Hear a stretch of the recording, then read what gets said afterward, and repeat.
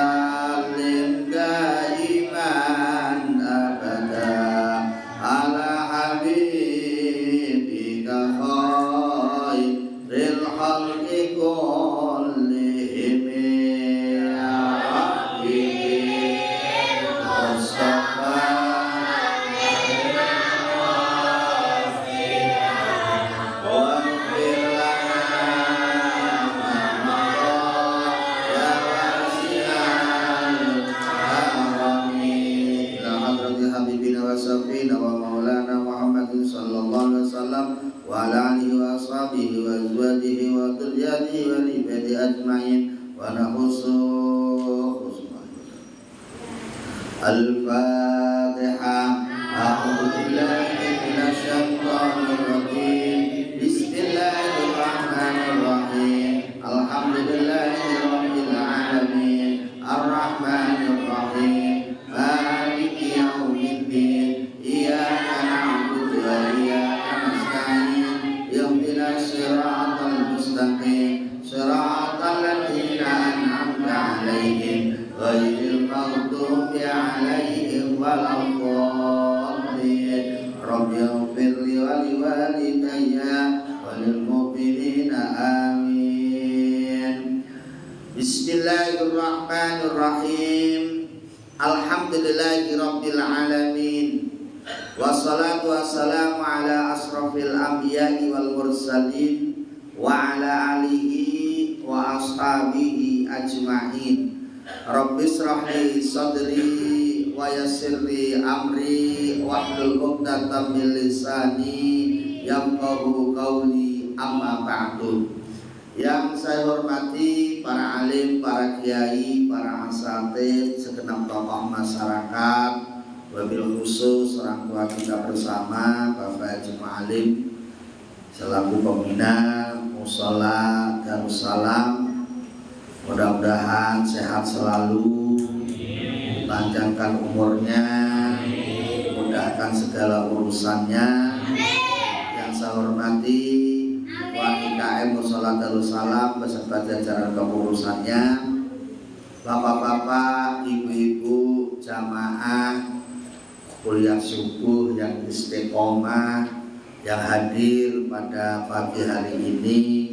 Mudah-mudahan semuanya mendapat berkah dari Allah Subhanahu wa Ta'ala, berkah ilmunya, berkah ibadahnya, berkah umurnya, berkah hidupnya, berkah keluarganya, dimudahkan segala urusannya, dihasilkan maksud dan tujuannya. Amin ya rabbal alamin. Seperti biasa, untuk mengawali ngaji kita pada pagi hari ini, saya selalu mengajak dan menghimbau kepada para jamaah, mari kita bersama-sama berusaha dengan semaksimal mungkin untuk meningkatkan rasa syukur kita kepada Allah Subhanahu wa taala, tentunya dengan memperbanyak mengucapkan kalimat alhamdulillahi rabbil alamin, yang mana sampai saat ini Allah Subhanahu wa taala masih melimpahkan beberapa rahmat, hidayah, taufik serta inayahnya kepada kita semuanya, sehingga kita semua dapat hadir dan berkumpul di Mushola Darussalam ini dalam rangka bersama-sama memenuhi kewajiban dari Allah Subhanahu wa taala, yaitu sholat subuh berjamaah, dan kita lanjutkan dengan thalabul ilmi. Alhamdulillah. Mudah-mudahan ibadah kita pada pagi hari ini dicatat oleh Allah Subhanahu wa taala dan dimasukkan termasuk amal ibadah yang mendapat ridhonya Allah Subhanahu wa taala. Amin ya rabbal alamin. Jamaah yang dirahmati Allah Subhanahu wa taala, mari kita lanjutkan kajian kita pada pagi hari ini, yang mana pada minggu sebelumnya kita sudah membahas tentang fadilah atau keutamaan berbuat baik sama kedua orang tua. Pada pagi hari ini mari kita simak bersama. Bismillahirrahmanirrahim. Yang pertama, anil faqih. Ada sebuah riwayat atau sebuah keterangan yang datangnya dari seorang yang ahli fikih, faqih. Faqih ini satu riwayat ada nama orang, ada diartikan faqih ini seorang yang ahli fikih.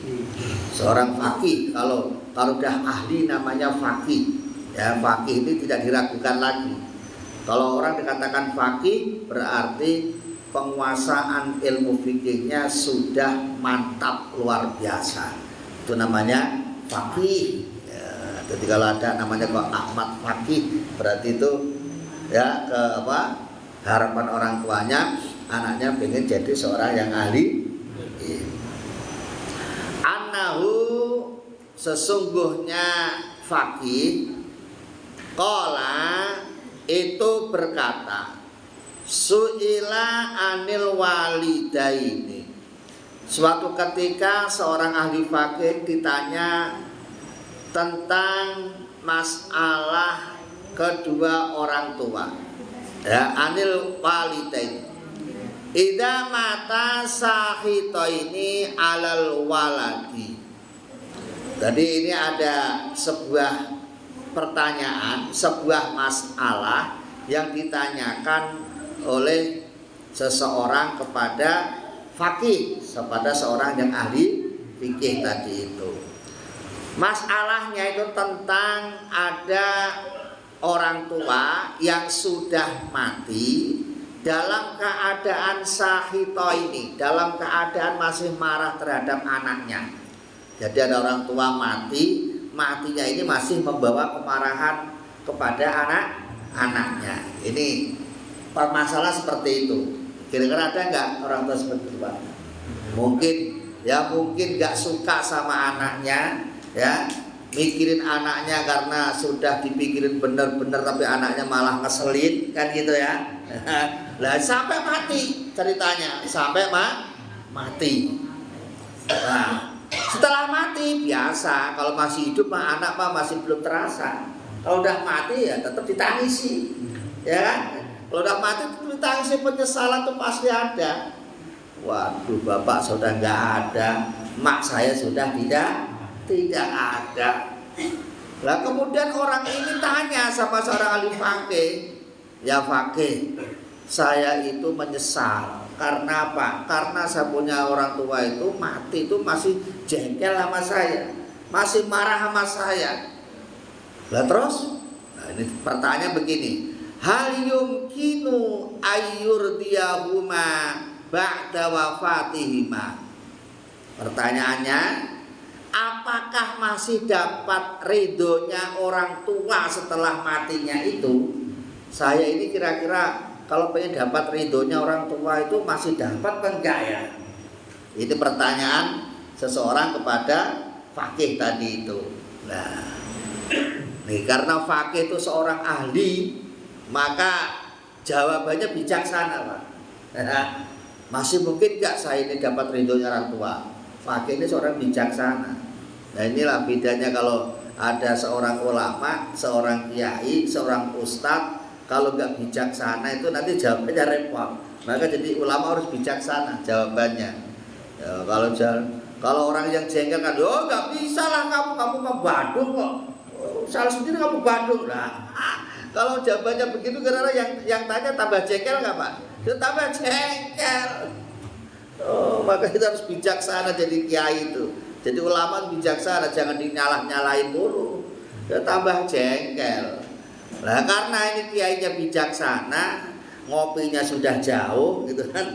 Sudah jauh ngopinya, jadi jawabannya enak aja. Apakah saya masih mungkin mendapat ridho orang tua saya? Jawabnya fakih gimana? Ya, gila. Dijawab sama fakih, yumkin. Hei, mungkin aja. Ngapain kamu kayak orang putus asa? Wong Allah innallaha ghafurur rahim. Allah itu kan maha pengampun. Kalau Allah aja mengampuni, masa orang nggak mau mengampuni? Kan gitu. Enak jawabannya kalau orang bijaksana itu mungkin. Tetapi ada syaratnya, kan gitu. Nah, ada syaratnya. Jangan kalau langsung mungkin titik ya. Ada syaratnya supaya dapat ridhonya orang tua yang sudah meninggal dalam keadaan marah tadi. Syaratnya bisalah sati asya. Ada 3 syaratnya. Ada berapa Pak?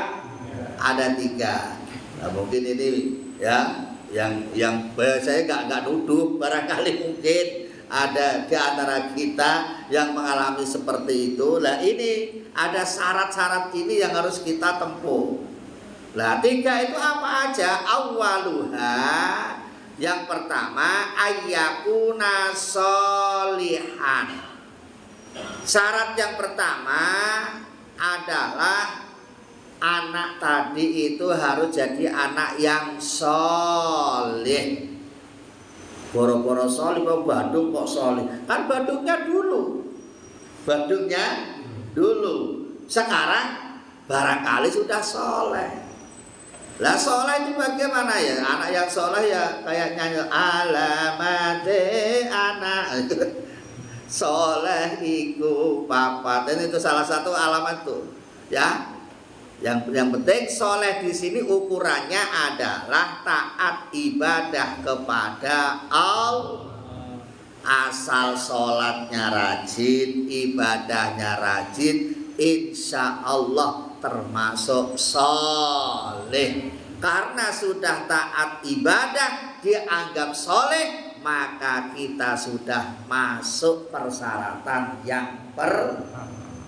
Badung kan dulu nggak mau sholat itu dulu, ya dulu, masa lalu, nggak usah dipikirin masa lalu itu, yang dipikirin masa depan. Ya udahlah, masa lalu dulu mah ditutup aja, yang nggak sholat udah nggak sholat biasa, ya, mabuk biasa, judi biasa, itu dulu. Sekarang tambah parah. Sekarang tambah parah, judi online sekarang merebak kemana-mana. Orang tuanya ada nggak yang judi? Orang tuanya nih main HP klik lagi, judi online. Ini lagi marah, ini viral berita-berita sekarang. Nggak anak mudanya, nggak orang tuanya, ibu-ibunya, bapak-bapaknya, semuanya kena. Ya, ibu-ibu ada banyak yang kena. Karena itu dikemas dengan sebuah permainan yang sangat asik, seakan-akan nggak main. Oh, ada hadiah, klik hadiahnya menjanjikan. Oh, lama-lama ketipu. Nah, dengar ceritanya nggak begitu Bu? Ibu-ibu ada nggak yang main? Banyak. Bapak-bapak yang main apalagi? Ya, anak sekolah yang kena banyak. Ini jangan sampai. Ya, nah ini. Nah, bagaimana sikap kita sebagai orang Islam? Jelas dalam Al-Quran dikatakan, ya ayyuhalladzina amanu, hei orang-orang yang beriman, ya innamal khamru wal maisir wal ansab wal azlam rijsun min amalis syaitan. Khamr, minum-minuman, judi baik yang online maupun yang offline, ya. Terus apa lagi? Berkorban untuk berhala, ya, mengundi nasib dengan anak panah, itu adalah rijsun kata Allah. Rijsun itu sebuah kotoran yang sangat menjijikkan. Naudzubillah min. Sebuah kotoran yang sangat menjijikkan. Ya, tapi sekarang banyak disukai orang. Kotoran kok disukai. Ya, rijsun itu kotoran yang sangat menjijikkan. Min amalis syaitan, itu termasuk perbuatannya syaitan. Maka kata Allah, fajtanibuhu la'allakum tuflihun. Maka jauhi sejauh-jauhnya kalau engkau pengen menjadi orang yang bahagia, pengen jadi orang yang enak. Itu kata Allah. Jadi selama orang itu masih mau mabuk, masih mau judi, ya, ini hidupnya dijamin tidak akan enak. Itu udah jelas. Ya, udah jelas itu. Selama masih mau mabuk, mau judi, selama hidupnya gak bakalan mau enak. Karena fajtanibuhu la'allakum tuflihun. Ayatnya jelas itu Pak. Ya, karena mabuk dan judi ini sebuah rangkaian yang sudah disetting oleh setan untuk menimbulkan perpecahan, menimbulkan kebencian, menimbulkan permusuhan di antara manusia.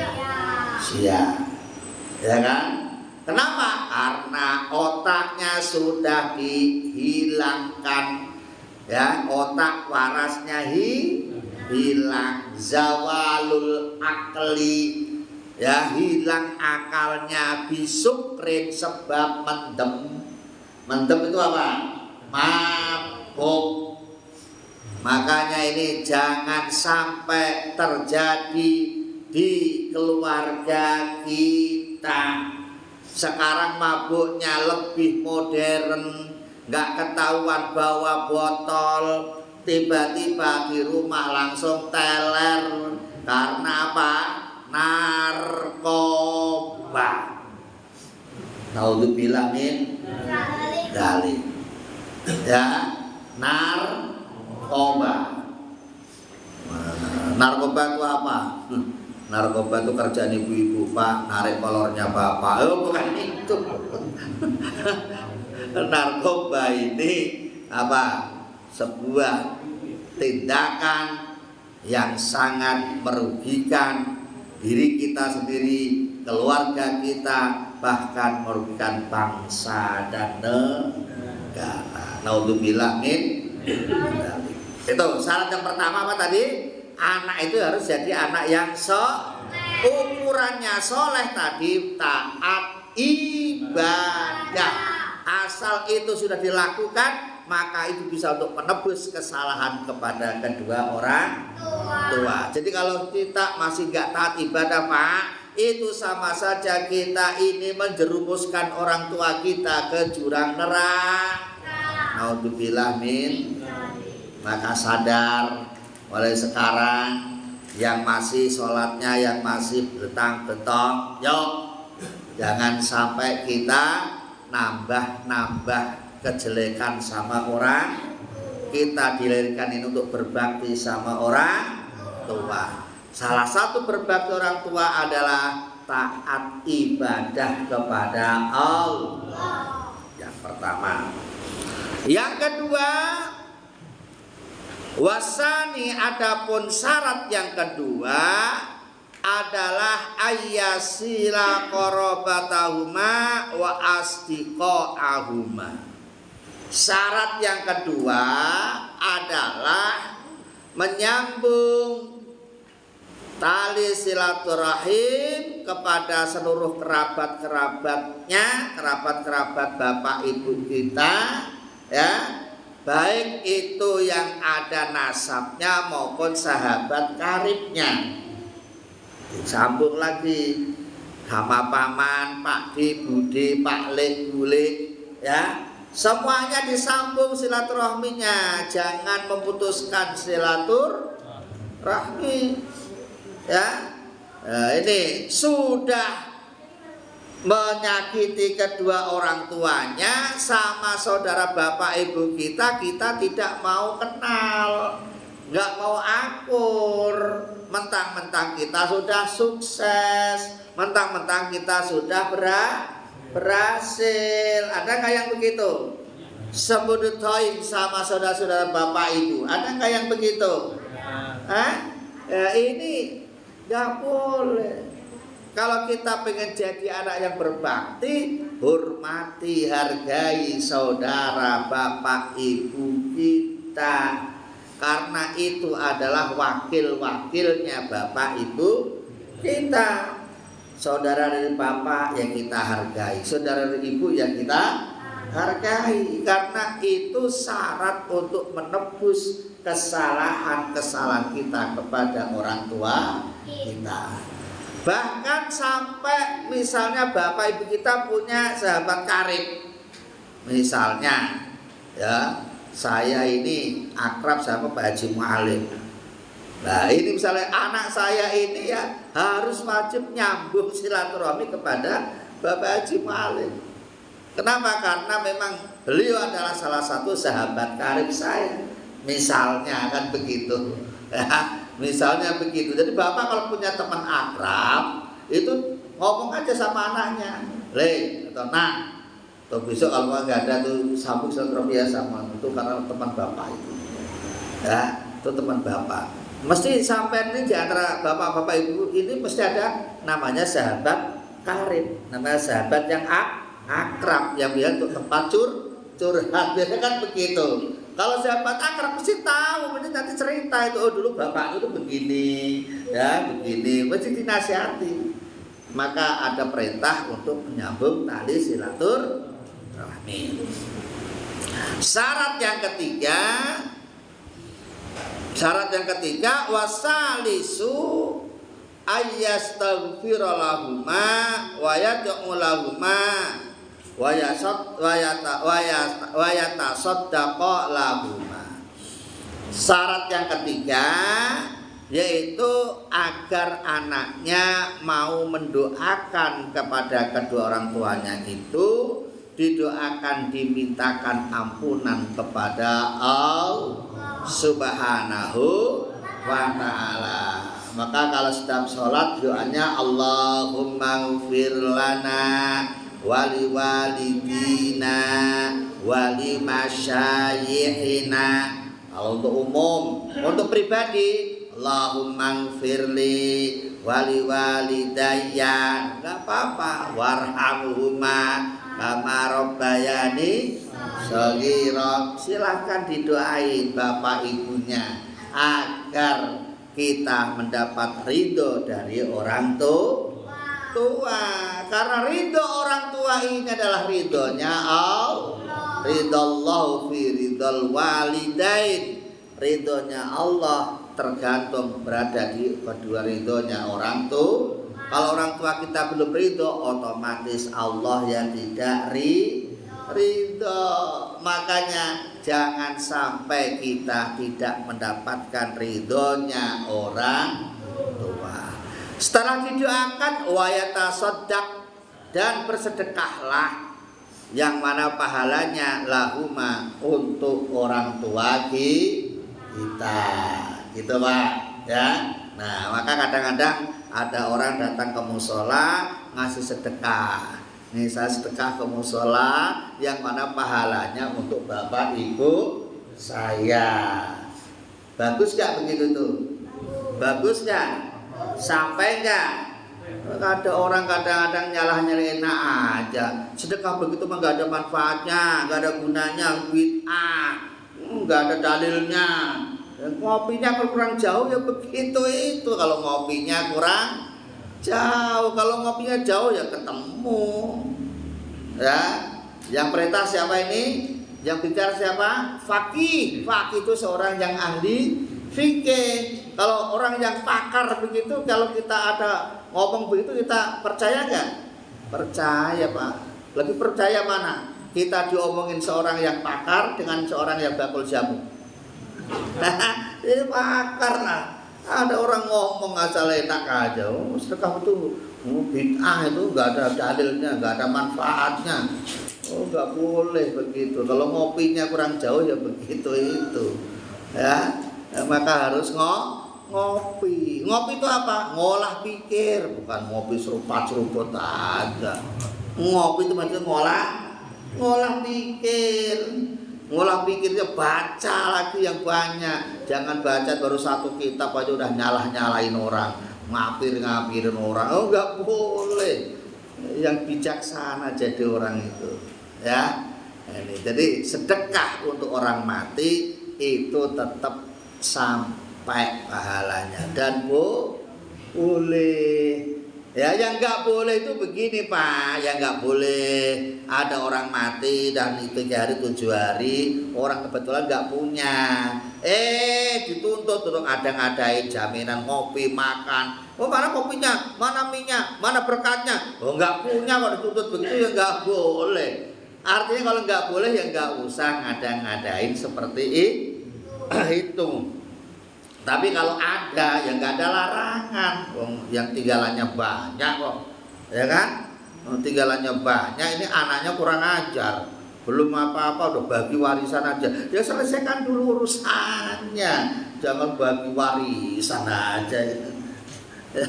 Ini jangan sampai terjadi. Nah, jadi ada beberapa syarat itu ya supaya kita dapat tuntunan orang tua. Apa tadi? Yang pertama Pak?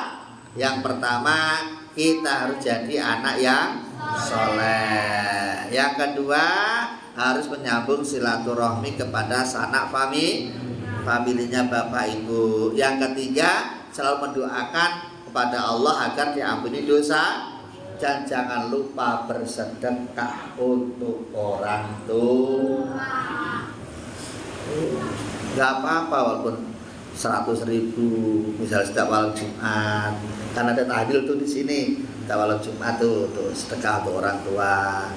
Gak apa-apa, 100.000 lumayan seminggu 100.000 Insya Allah rezekinya tambah berkah. Jangan takut tambah melarat tuh, jangan sampai takut begitu. Ya, pada rezeki banyak ya tambah 500.000, gak apa-apa untuk orang tua, ya kan? Nah, itu kan seakan-akan kita tuh ngasih orang tua ketika masih hidup. Kalau masih hidup kan ada jatah orang tua itu. Sebulan berapa? 1 juta. Ya udah kira tetap minggu 250 sebulan tetap jatahnya tetap nggak dikurangi. Tambah makin lama makin baik, makin banyak kan begitu. Ya. Nah, titik.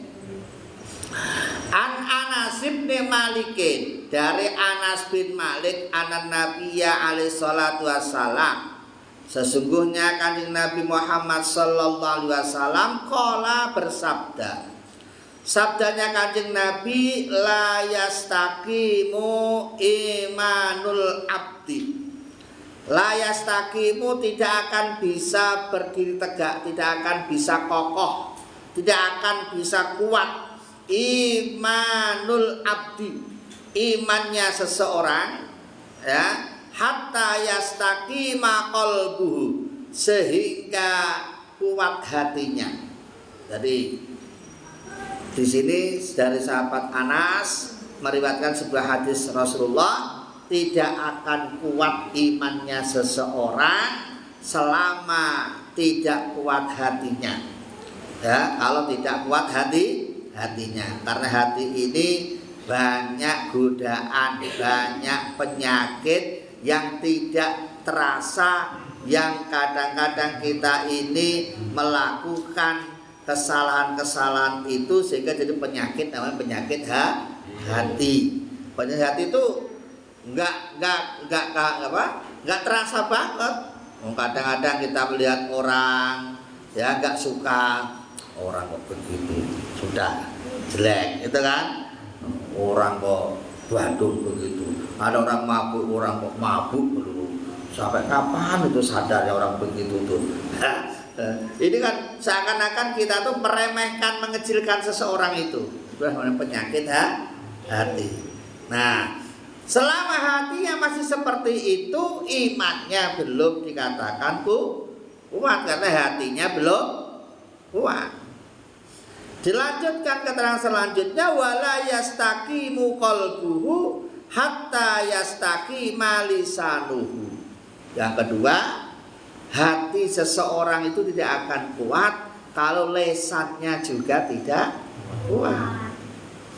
Nah, lesannya nggak kuat, maka puasa lesan itu lebih berat daripada puasa makanan.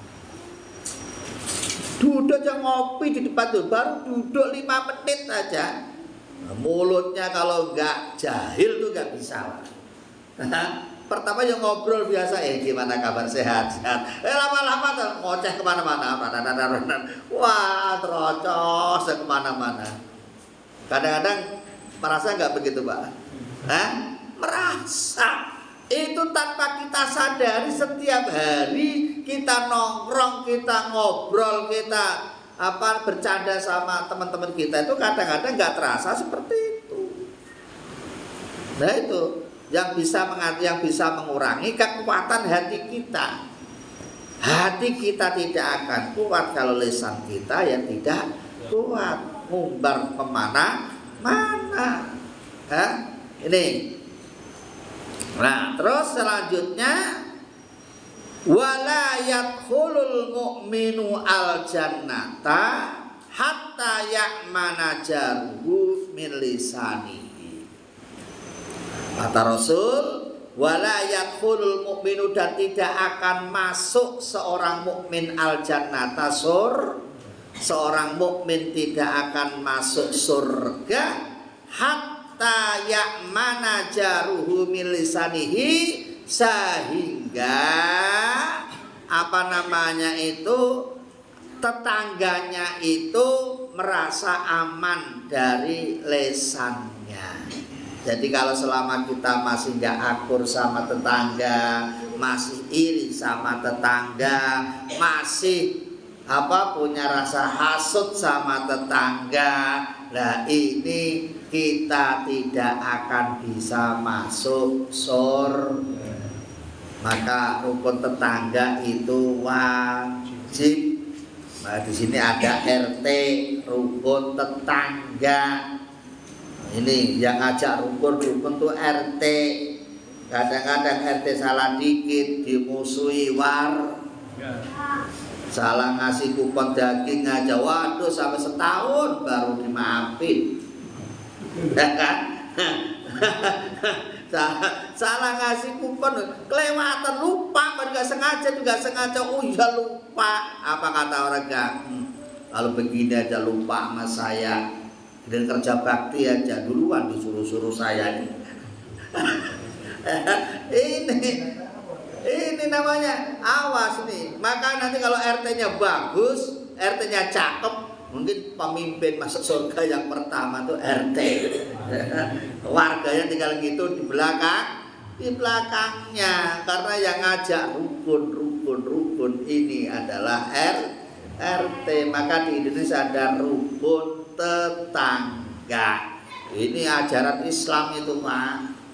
Maka gak usah dibikin negara Islam, tapi ajarannya sudah Islam. Itu loh. Ada rukun tetangga, itu penting, karena kalau tidak rukun sama tetangga, walaupun sholat kita rajin jamaah di musola, sedekah kita jutaan, ya ini masih belum ada artinya. Maka jangan sampai nanti gara-gara gak rukun sama tetangga kita gak bisa masuk surga. Tapi jangan dibalik pemikiran. Sekarang gini Pak Ustadz, dibalik begini, ya. Sama tetangga udah baik dah saya, sama tetangga mau saya baikin semuanya, ya. Cuma saya nggak sholat, saya nggak usah ngaji, nggak usah sedekah, ya sama juga bohong.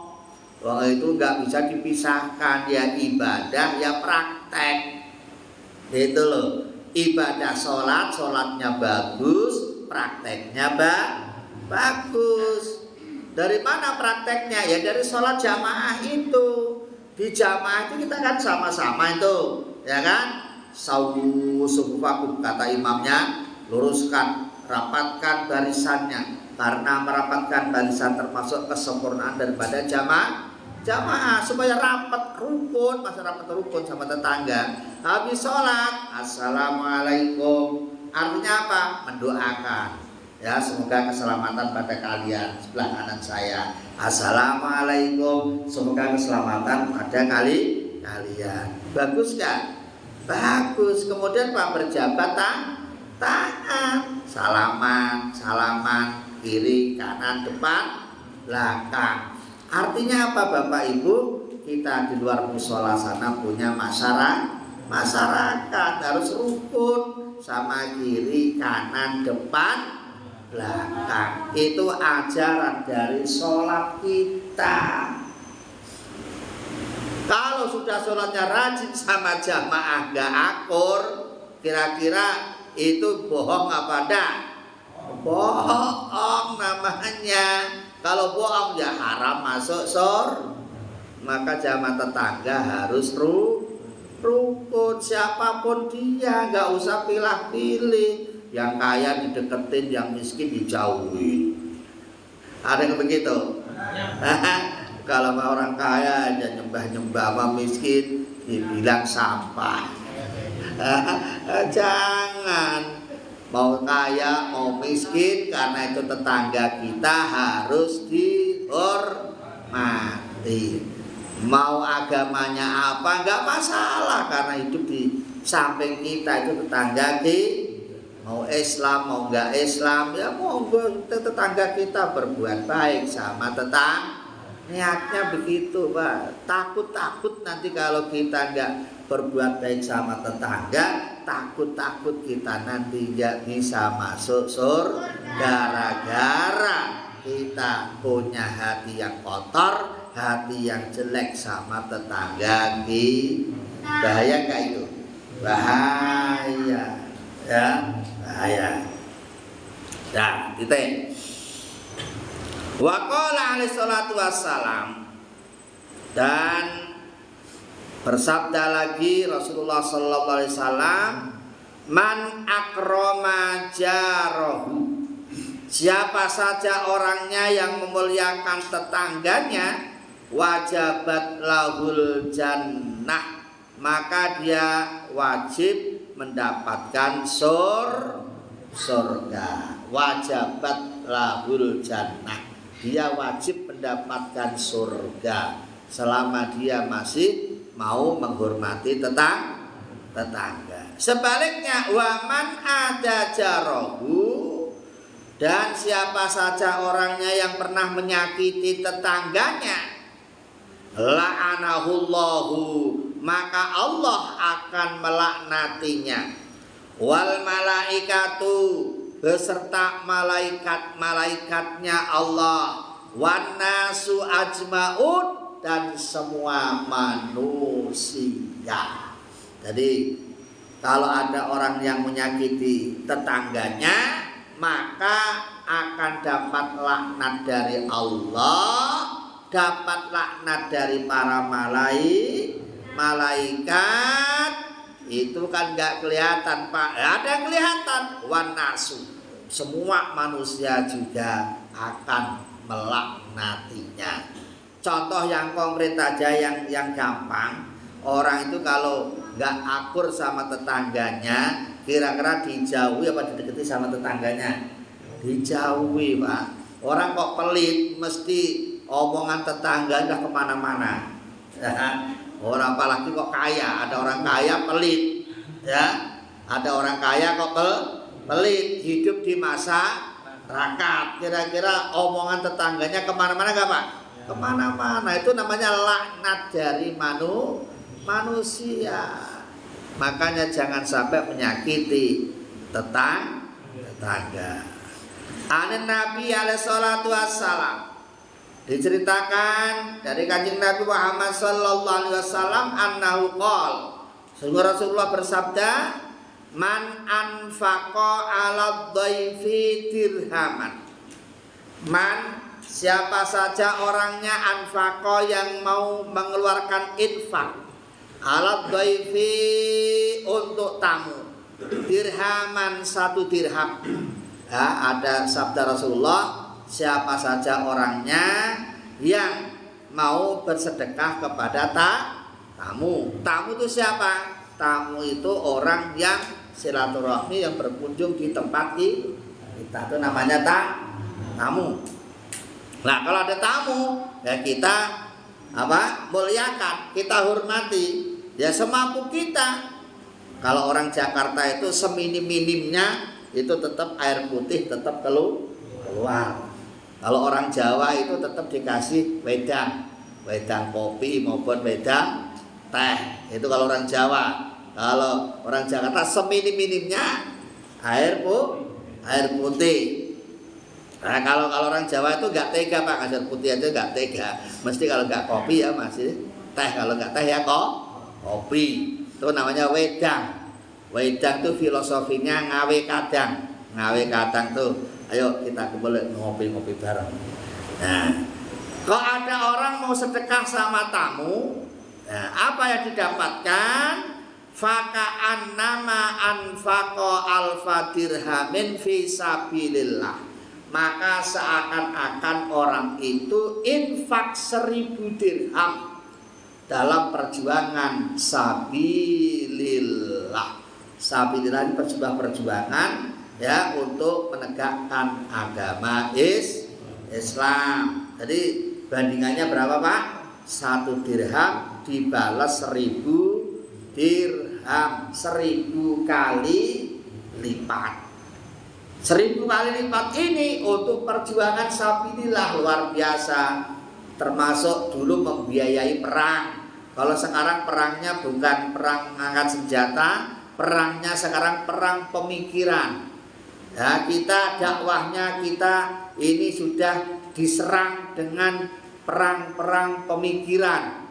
Ya, bagaimana menghadapi seperti ini? Nah, kita ini punya tanggung jawab bersama. Kayak menghadapi judi online. Ini serangan yang sangat-sangat luar biasa.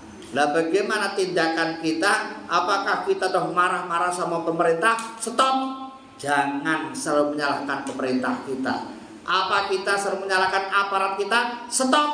Jangan dikit-dikit nyalain aparat pemerintah kita. Kenapa? Polisi sudah bekerja. Ya, mereka sudah bekerja tentunya dengan kemampuan mereka. Walaupun mereka bekerja semaksimal mungkin, kalau rakyatnya juga tidak ikut bekerja, ya, maka tidak akan ada hasilnya. Cuma kalau kita stop, tidak mau judi online, tutup sendiri Pak. Nggak usah minta tutup itu, ya, nggak usah marah-marah begitu. Kalau kita udah tidak mau melakukan semuanya, otomatis dengan sendirinya mereka akan tutup. Ya, kayak narkoba miras begitu, ditangkap sana, yang sana buka, tangkap sini, yang sana juga buka. Lah begitu bagaimana kalau kita nggak mau pakai, ya tutup sendiri. Betul apa betul? Makanya kita tuh nggak usah dikit-dikit nyalain. Jadilah bangsa warga negara yang baik. Jangan dikit-dikit nuntut pemerintah kita, jangan dikit-dikit nuntut aparat kita, tapi tuntutlah diri kita masing-masing. Bisa nggak kita menjauhi perbuatan tersebut? Kalau kita bisa menjauhi, nggak usah koar-koar, nggak usah teriak-teriak, mereka akan tutup sendiri. Itu Pak. Ya, kadang-kadang kita kan dikit-dikit nyala-nyalain dulu. Kalau pekerjaan nggak nyala-nyalain, kenapa sih? Ya, sekali-kali nggak usah nyalain gitu loh. Tapi mari kita gerak bersama, adakan gerakan bersama, tutup dengan apa? Kita tidak mau mengikuti program-program mereka, karena itu perang pemikiran. Kita kalah di situ. Mereka sudah jauh, kita baru mulai. Kita kalahnya di situ, maka kita jangan sampai kalah. Mereka bergerak, kita juga harus bergerak. Gerakan kita tentunya kalau kita nggak ahli IT, nggak ahli di bidang seperti itu, ya kita semampu kita. Tidak usah pakai produk mereka, nggak usah ikut program mereka. Gitu loh. Ini harus saya sampaikan setiap saya ngaji, setiap saya ceramah, setiap saya ngisi khotbah Jumat, tetap harus saya sampaikan. Kenapa? Karena ini adalah bagian dari dakwah kita, bagian dari perjuangan kita, ya. Mudah-mudahan dapat ridho dari Allah Subhanahu wa Ta'ala. Kan begitu, Pak, ya. Jadi kita berjuang tuh nggak ada batasnya, Pak. Nggak ada apa namanya batasnya kita berjuang. Berjuang tuh harus, ya, berjuang tuh harus. Ini berjuang kita kadang-kadang berjuangnya itu ya umat-umatan. Ya, berjuangnya artinya beda. Berjuang tak beras, baju dan uang. Enggak begitu. Beras itu bukan tidak berjuang, bukan untuk dapat beras, bukan untuk dapat baju, bukan untuk dapat uang.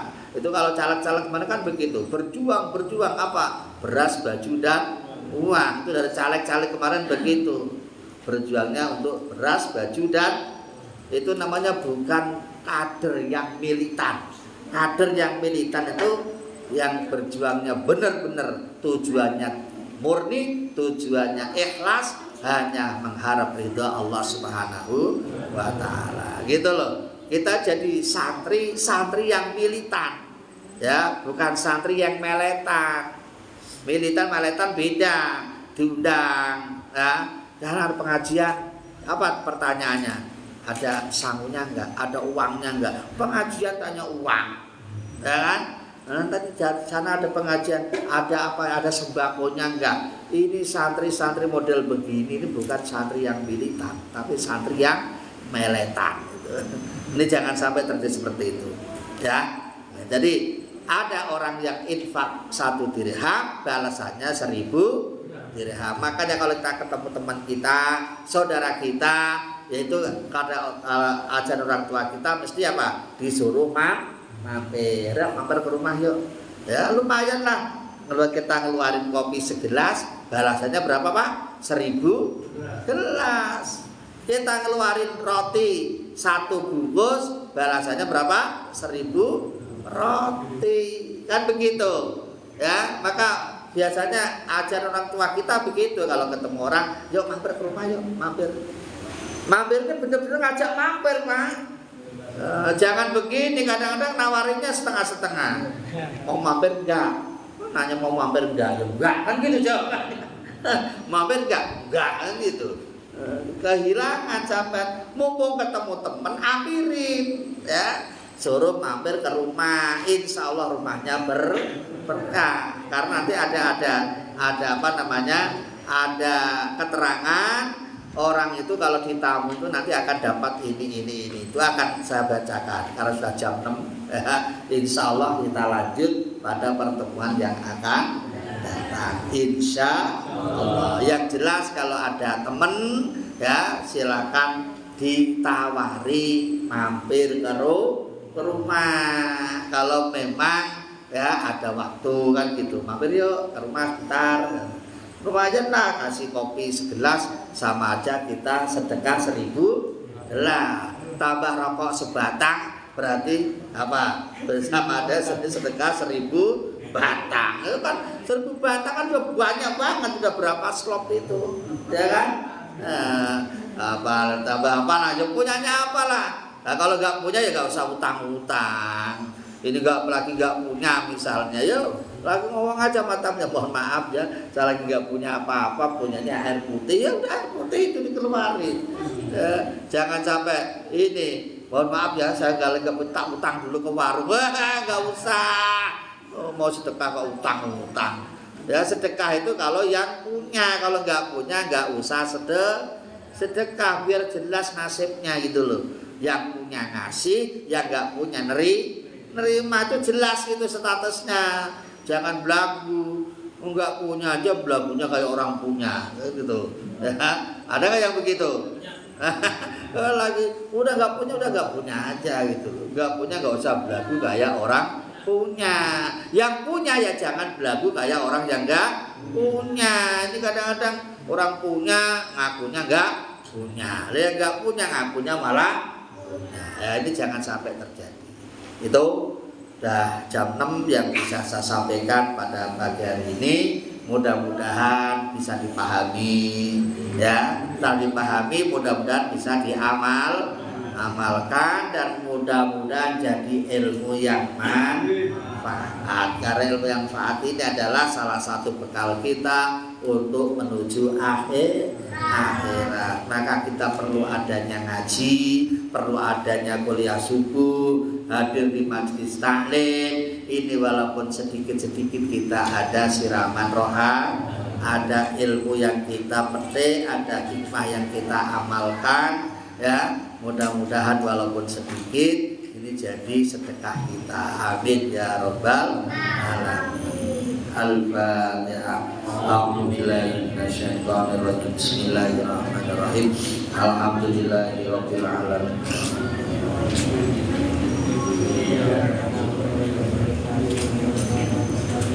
Shiratal ladzina an'amta 'alaihim ghairil maghdubi 'alaihim waladdallin. Astaghfirullah Rabbal baraya. Astaghfirullah minal khataya. Astaghfirullah Rabbal baraya. Astaghfirullah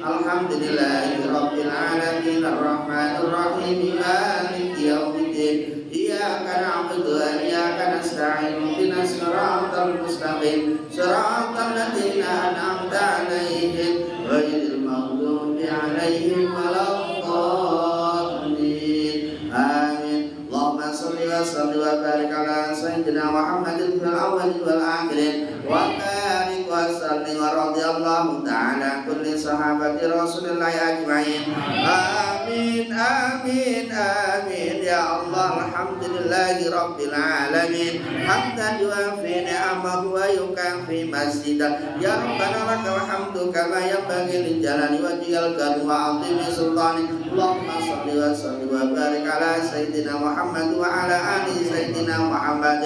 Allahumma ighfir lana wa liwalidina wa limasyayikhina wa li jami'il muslimin wal muslimat wal mu'minin wal mu'minat al ahya'i minhum wal amwat innaka ala kulli syai'in qadir. Allahumma rabbana taqabbal minna du'ana ya Allah istajib lana du'ana ya Allah innaka antas sami'ul alim wa tub alaina innaka antat tawwabur rahim. Allahumma iftah lana bi futuhil arifin Allahumma iftah lana bi futuhil arifin Allahumma iftah lana bi futuhil arifin yassir lana ya Allah yassir lana ya Allah yassir lana ya Allah jami'a umurina min umuri dunya wal akhirah wa hasil maqasidana wa hasil maqasidana wa hasil maqasidana wa kallil muradana bil khair.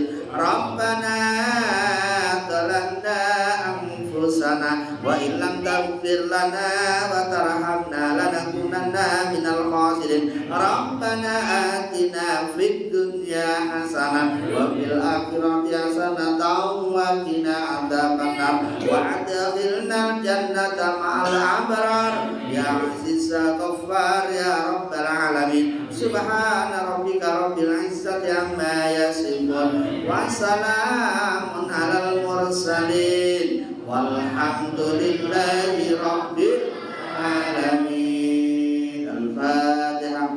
Bismillahirrahmanirrahim. Alhamdulillahi rabbil alamin arrahmanir rahim maliki yaumiddin iyyaka na'budu wa iyyaka nasta'in ihdinas siratal mustaqim siratal ladzina an'amta 'alaihim ghairil maghdubi 'alaihim waladdallin. Demikian yang bisa saya sampaikan pada hari ini. Mudah-mudahan Allah Ta'ala memberikan manfaat keberkahan untuk kita semuanya. Amin ya rabbal alamin. Dan insya Allah kita lanjut pada pertemuan yang akan datang. Kurang lebihnya mohon maaf. Wallahu muwaffiq ila aqwamit thoriq. Wassalamualaikum warahmatullahi wabarakatuh.